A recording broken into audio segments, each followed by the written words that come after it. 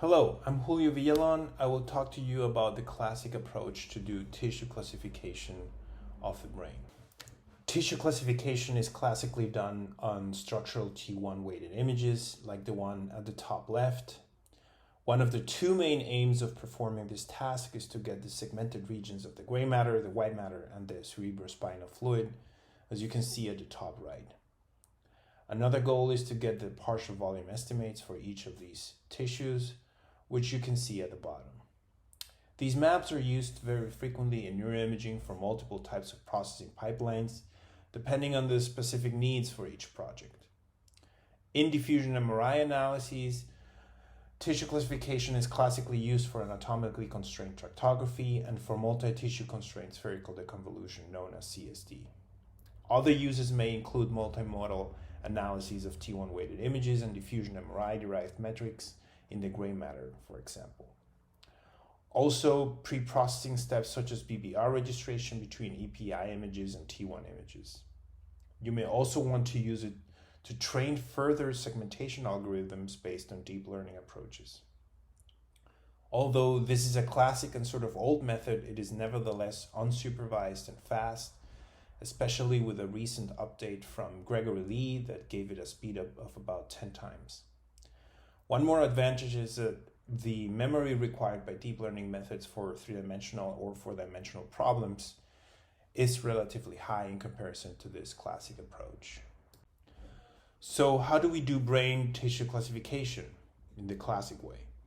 We use the approach of Bayesian image segmentation. These algorithms use a likelihood model, also known as a constant observation model, and a prior probability model, as depicted in the upper equation. The product of these two is equal to the posterior probability Px of y, where x is the label given by y, the input image. The optimal label for a voxel x hat is found by calculating the maximum of this posterior probability, maximum a posteriori, or map, which is seen in the second equation. How do we get each part of the posterior probability? The likelihood model is the Gaussian log likelihood shown in the upper equation. Here, theta are the parameters to be estimated. That is the mean denoted by mu and the standard deviation denoted by sigma. We model the prior probability, the second factor of equation 1, with Markov random fields, which do take into account contextual information. The idea behind the Markov random field models is based on the simple intuition, nowadays formalized in a mathematical theorem, that a specific label for a voxel is favored by the label homogeneity of its neighborhood. This assumption is formally called the locality assumption, and together with the positivity assumption determines that a random field is to be Markovian. The positivity assumption states that P of x is bigger than 0. By taking this into account, an MRF distribution can be modeled as a Gibbs distribution seen in the second equation. A Gibbs distribution is characterized by a constant z factor and an energy term u of x. This energy function is defined by the neighborhood and is assumed to be the sum of all pairwise clique potentials, a voxel with each of its neighbor voxels, and is based on the Ising-Potts model used in quantum physics. In order to determine the optimal label, the Gibbs energy needs to be minimized. This is where the expectation maximization algorithm comes into play.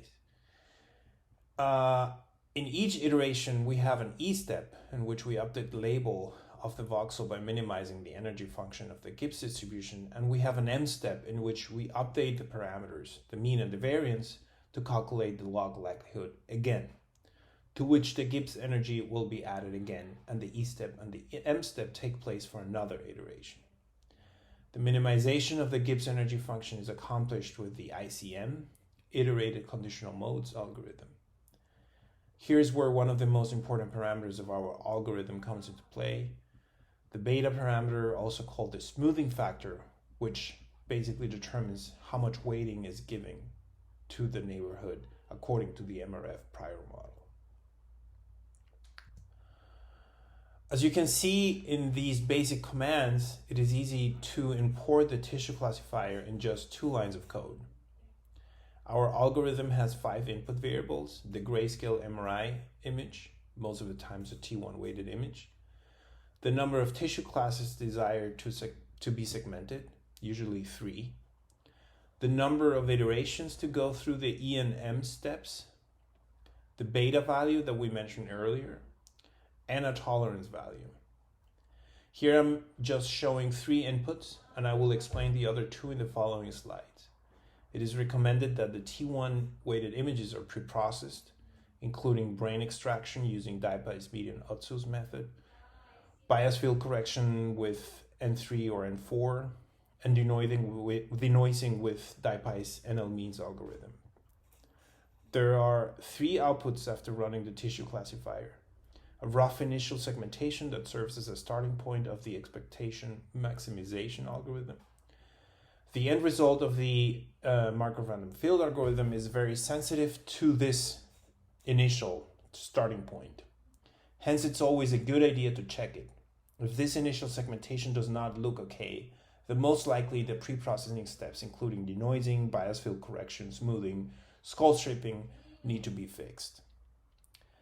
The other 2 outputs are the final segmentations after going through all the EM iterations and the corresponding partial volume estimates for each tissue type, as seen at the bottom. As it is shown in the figure, the choice of beta makes a difference. We also call it the smoothing parameter.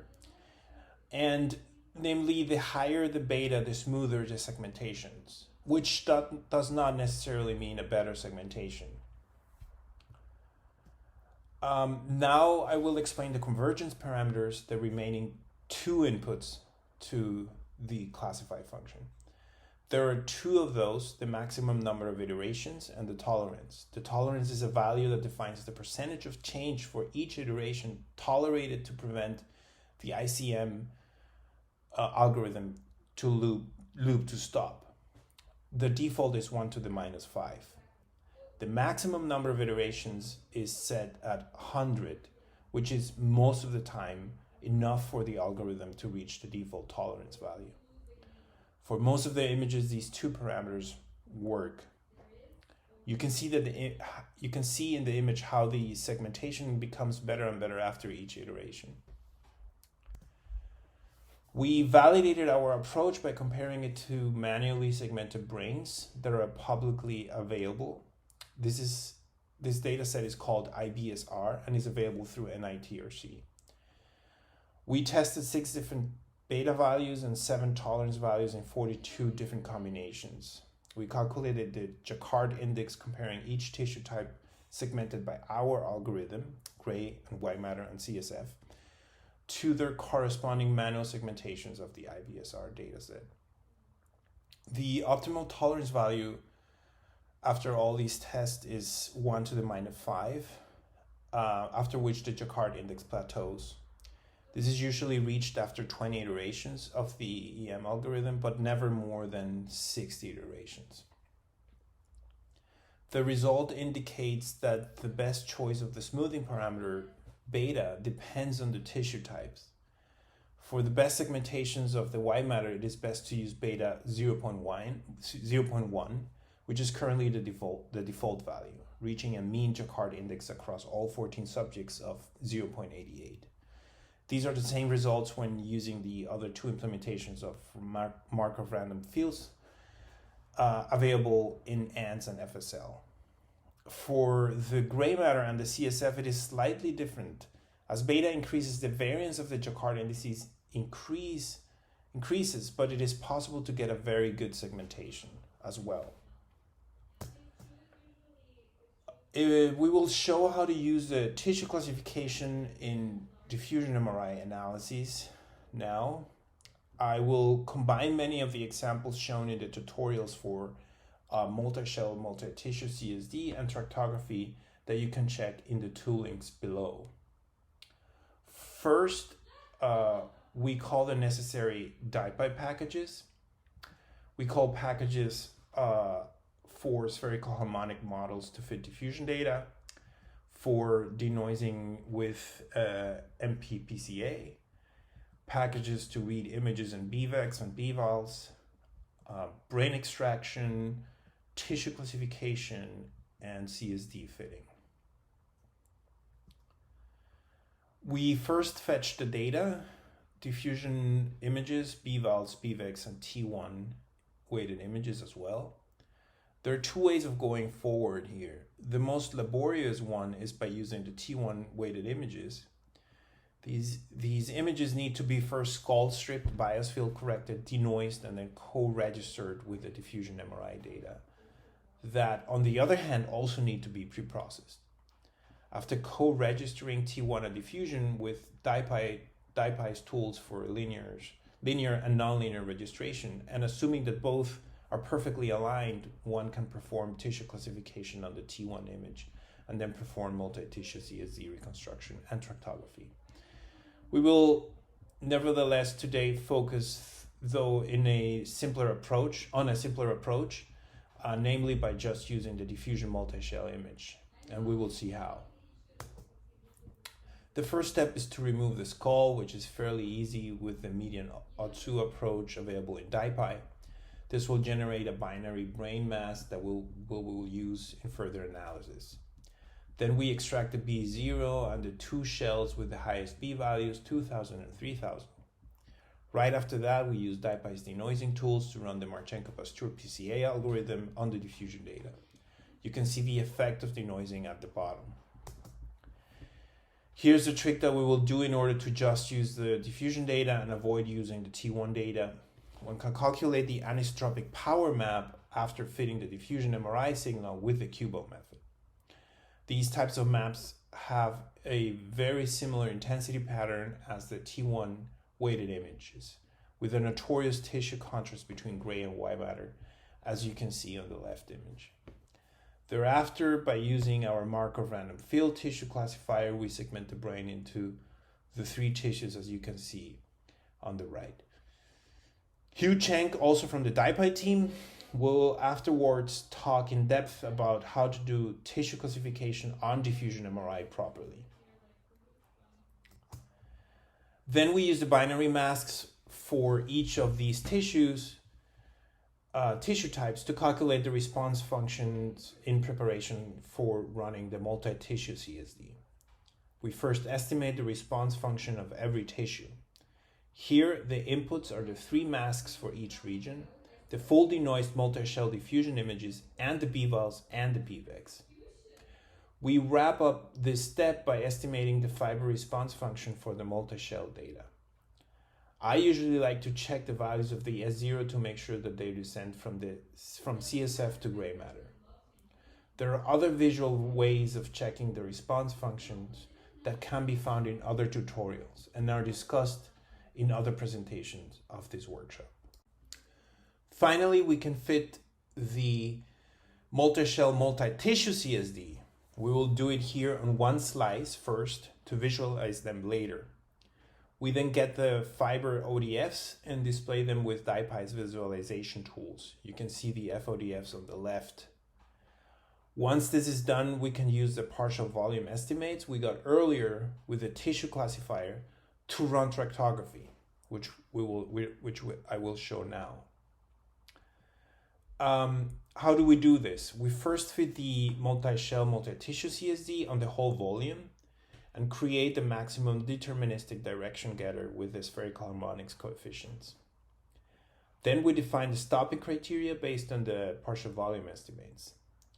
Here, the include map defines when the streamline reached a valid stopping region, for instance, the gray matter, and the exclude map defines when the streamline reached an invalid stopping region, like the cortical spinal fluid. The background of the anatomical image should be added to the include map to keep streamlines from exiting the brain through the brainstem, for instance.